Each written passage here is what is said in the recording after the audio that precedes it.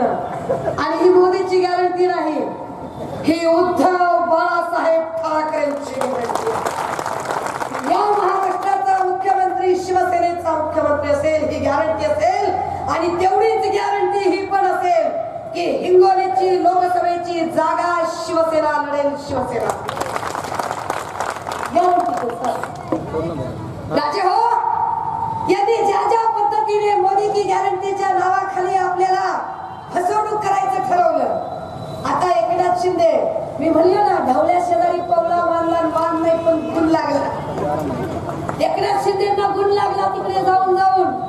काय गुण लागलाय ते सांगतात, आनंदाचा शिधा देतो. काय दिलंय आनंदाच्या शिधामध्ये? 1 किलो पाम तेल, अर्धा किलो चण्याची डाळ आणि 1 किलो साखर. आणि बाया खुश, बाया खुश. 1 किलो पाम तेल मध्ये 1 किलो पाम तेल न भागतंय आमचं. किती होतात त्याचे? महिन्याकाठी 100 रुपये देतोय. किती वेळा? जयंतीला एकदा दिले, दिवाळीला एकदा दिले, रमजानला एकदा दिले. त्यातही जवळपास 30-40% लोकांना मिळालंच नाही. 60% लोकांना मिळालं असेल, ते पण बीपीएलचं कार्ड असणार आहे. 60% लोकांना मिळालं, बाकीच्यांना मिळालंच नाही. तुम्ही विचार करा, जर तुम्हाला जयंती, रमजान, ईद आणि दिवाळीला 1 किलो साखर, 1 किलो पाम तेल मिळालं, त्याला द्यायच्या आधी काय तुम्ही जयंती केलीच नाही का? त्याला द्यायच्या आधी तुम्ही रमजान, ईद केलंच नाही का?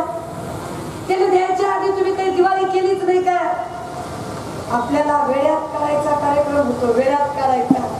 मुळात हे सगळं चालू असताना आपले जे नेहमीचे प्रश्न आहेत त्या प्रश्नांकडून आपलं लक्ष हटवलं जातं. आम्हा पेन्शनर्सचं आंदोलन चालू आहे. पेन्शन मिळाली पाहिजे म्हणून सगळे पेन्शनर आंदोलन करत आहेत. सन्माननीय पक्षप्रमुख उद्धव साहेबांनी पेन्शनर आंदोलनाची स्वतः भेट घेतली आणि आंदोलकांना विश्वास दिला की आम्ही तुमच्या सोबत आहोत. त्या आंदोलकांवरती एकनाथ शिंदे चकार शब्द बोलत नाही. आरोग्य सेविका आणि आशा वर्कर याचे 3-3, 4-4 महिन्याचे पगार द्यायचे राहिले, त्यावर काहीच बोलत नाही. ड्रायव्हर लोक ज्यांच्याबद्दल अत्यंत जाचक कायदा काढला, त्या ड्रायव्हर लोकांच्या प्रश्नांबद्दल आणि त्यांच्या सुविधाबद्दल त्यावरती ते चकार शब्दाने बोलत नाही. आता तर पोलीस भरती पण कॉन्ट्रॅक्ट पद्धतीने येईल असं सांगतात. आपण भांडतोय सगळे आरक्षणासाठी, आपण सगळे आरक्षणासाठी भांडतोय. मग कुणी म्हणतंय मराठ्यांना आरक्षण पाहिजे, कुणी म्हणतंय ओबीसींना आरक्षण पाहिजे, कुणी म्हणतंय धनगरांना आरक्षण पाहिजे, कुणी म्हणतंय मुस्लिमांना आरक्षण पाहिजे. आरक्षणाचे लढे तीव्र होत आहे.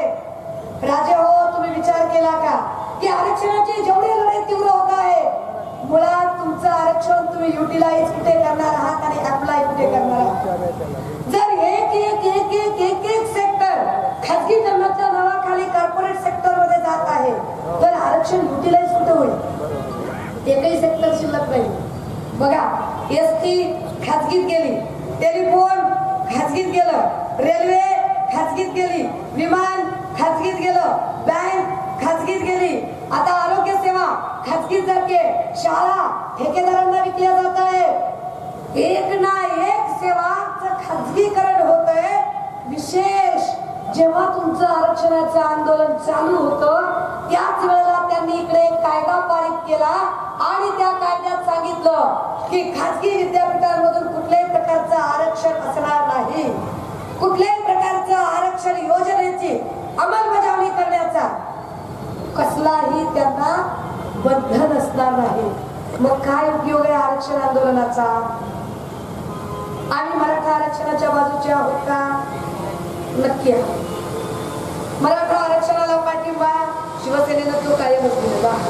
शिवसेनेच्या नाशिकच्या अधिवेशनात शिवसेनेने ठराव पारित केला की मराठा आरक्षणाच्या सोबत शिवसेना आहे आणि ते आरक्षण देताना ओबीसीच्या आरक्षणाला धक्का लागू नये अशी सुद्धा शिवसेनेची प्रामाणिक भूमिका आहे.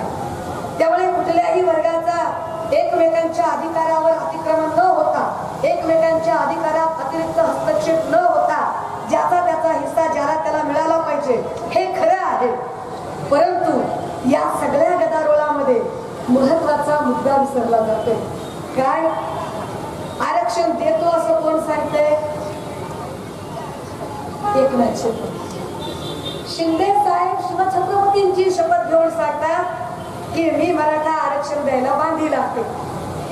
आणि ते ज्या मंत्रिमंडळाचे मुख्यमंत्री आहेत त्या मंत्रिमंडळातले मंत्री महोदय भुजबळ साहेब सांगतात मी मी ओबीसीच्या आरक्षणाला धक्का लागू देणार नाही. भुजबळ साहेब असे सांगतात की मला शिंदेचा निर्णय मान्य नाही. शिंदे असं म्हणतात की भुजबळ जे बोलतात त्याच्याशी आमचा संबंध नाही. पण दोघ जण मात्र एकाच सत्तेत असतात म्हणजे हे आपल्याला वेळात घालतात. सगळे एकच आहेत. अजितदादा, शिंदे साहेब, फडणवीस साहेब सगळे एकच. कारण शिंदे साहेब रोज उठून ज्या दिल्लीच्या वाऱ्या करतायत, ज्या मोदी आणि शहाचे उंबरे झिजवत आहेत, त्याच मोदी शहांचे प्रतिनिधी असणारे देवेंद्र फडणवीस इकडे सांगतायत की आमचा डीएनए ओबीसीचा आहे, आम्ही ओबीसीच्या आरक्षणाला धक्का लागू देणार नाही. जर शिंदेंना खरंच वाटतंय की आपण मराठा आरक्षण देऊ शकणार आहोत किंवा देणारच आहोत आणि जर एकनाथ शिंदेंचं म्हणणं आहे की आम्ही मराठा आरक्षणाच्या बाजूचे आहे, तर माझं चॅलेंज आहे एकनाथ शिंदेंना. 1952 ला ओबीसीच्या रिझर्वेशन साठी आणि ओबीसीच्या आयोगासाठी तत्कालीन नेते, तत्कालीन